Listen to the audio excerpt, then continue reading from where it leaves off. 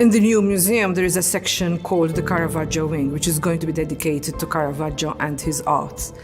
And the space presented itself. It wasn't a big space, but it was enough to create a small cinema where our visitors can come and meet Caravaggio.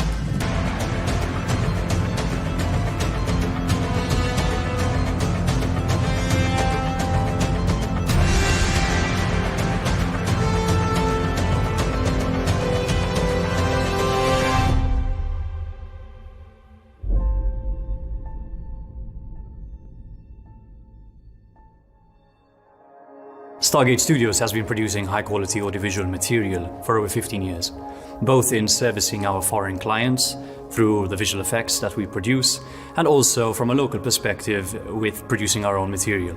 When we found out that the foundation of St. John's Co-Cathedral issued a tender for a docudrama about Caravaggio, everyone here at the studio said, we have to work on this project.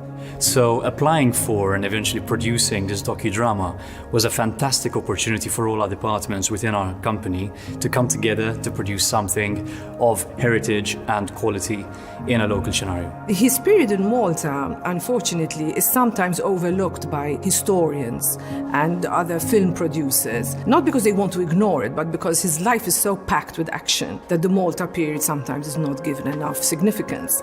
And that was a very interesting aspect to this project, because we're kind of walking in uncharted territory. We're doing something which hasn't really been done before. And I believe that when a visitor comes to St. John's and actually sees the painting, it's not enough.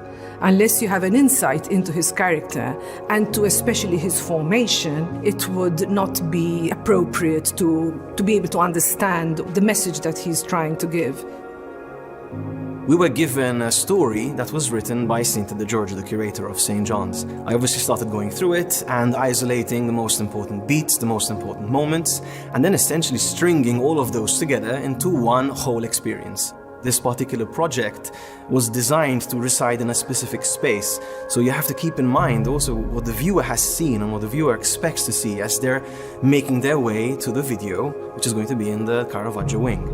So all of those things kind of were kept in mind when dramatizing and creating the screenplay of this docudrama. Once we had an approved screenplay in hand, myself and the production department could start the process of breaking down the script.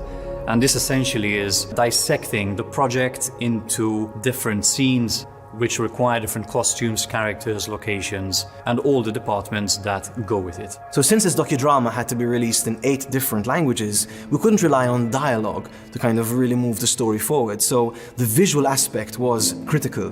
When it came to bringing this film to life, we made sure that everything we placed in front of the camera was authentic and true to the period.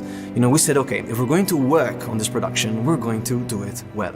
And that meant that, the props, the locations, the costumes, they all had to be of very high quality. It was clear from the start that our budget allowed around 6 days of shoot, given the type of crew and resources we were allocating to every day. We then started all our processes of location scouting to ensure that all our scenes could happen within the 6 days of production. A lot of the scenes in our film required shooting inside the oratory of St. John, which looked very different 400 years ago than it does today. So we were presented with a logistical problem of finding a room which had a similar scale and dimensions that could fit this part. The locations as well, they tell a story in their own way. They have to be both visually appealing, but they also have to be historically accurate. Following an extensive location scout, we ended up shooting for a whole day in and around the city of Mdina, as well as another full day within and also outside the Co-Cathedral itself.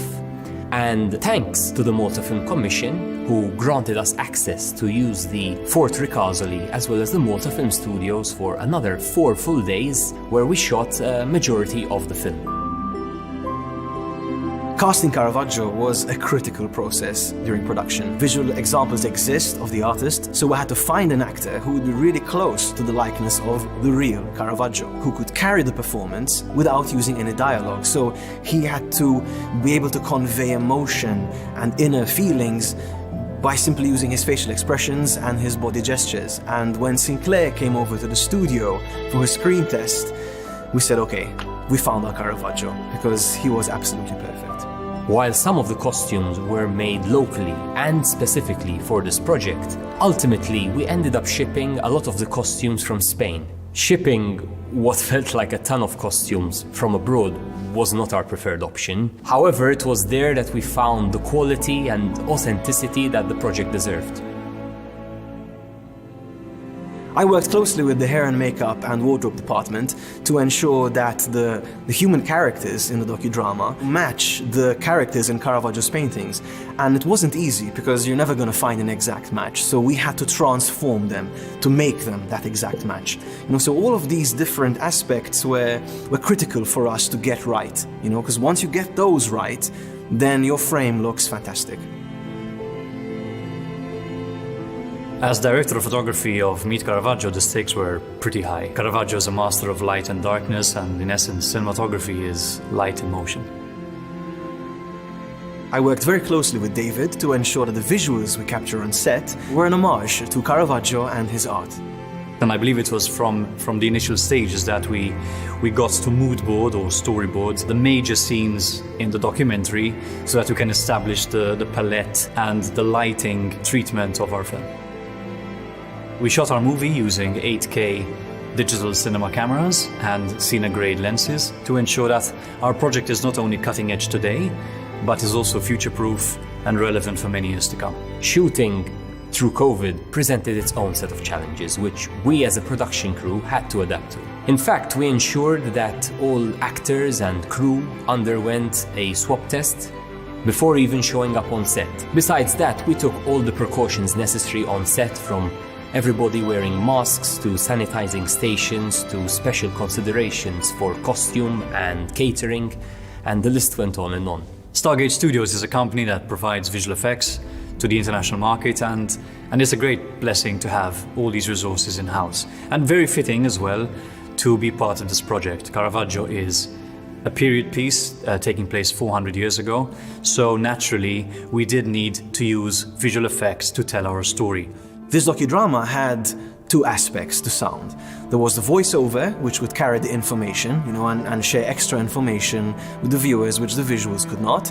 But then there is also the emotional side to sound. So we wanted to be sure that we really create the right emotional experience for the viewer by using sound to its full potential. We had Wayne Grima compose the original score for Meet Caravaggio, and I think he did a fantastic job. I think that it really captures the spirit of what we wanted to show. It really allows the viewers to just truly immerse themselves in the world of Caravaggio. We got the opportunity to collaborate with the Malta Philharmonic Orchestra, the MPO, who performed and recorded the orchestrations of our soundtrack. Having the MPO on board really allowed us to take the musical dimension of this project to a whole new level. Virtual instruments have become great. When you hear them, they almost sound real, but they will never truly replace the warmth that a real orchestra can bring. It was truly an honor to be the director of this project. The team we assembled to bring this project to life really collaborated well together. Everyone on set, everyone in the studio, pre-production, production and post. It was a fantastic experience. And ultimately, I think we've created a film that we can all be really proud of. What I find most pleasing about working with Stargate, or satisfying, is that they immediately understood my concepts. The team at Stargate Studios is really proud to have worked on this docudrama. It definitely enriched our portfolio, and we really look forward to working on similar projects in the future. I'm very excited and I feel very satisfied by it, because when you see that thoughts and images that have been running through your mind for the last 3 or 4 years suddenly being visualized, it's a huge satisfaction.